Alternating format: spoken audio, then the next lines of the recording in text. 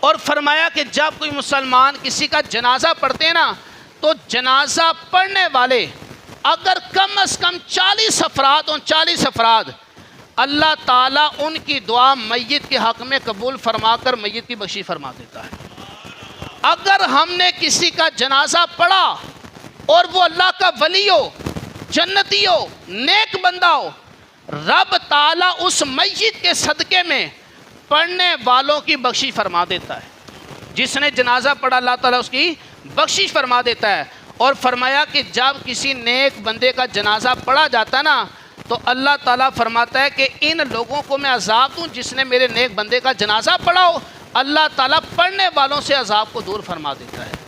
تو جنازہ پڑھنے کی کتنے فضائل۔ ایک حدیث پاک میں فرمایا کہ جو کسی مریض کی عیادت کرنے جاتا ہے نا، یا کوئی فوت ہو گیا اس کی تعزیت کے لیے جا رہے ہیں، تو اللہ تعالیٰ ایک قرات اجر عطا فرماتا ہے۔ ایک قرات بھلا کتنا ہے؟ فرمایا جتنا احد پہاڑ ہے نا، بہت بڑا پہاڑ، اس پہاڑ کے برابر اللہ تعالیٰ اجر عطا فرماتا ہے جو صرف تعزیت کے لیے جائے۔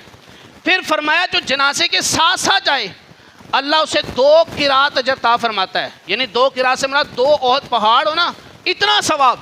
فرمایا جو جنازے میں شرکت کرے، جنازہ پڑھے، اللہ اسے 3 قرات، 3 احد پہاڑ کے برابر ثواب عطا فرماتا ہے۔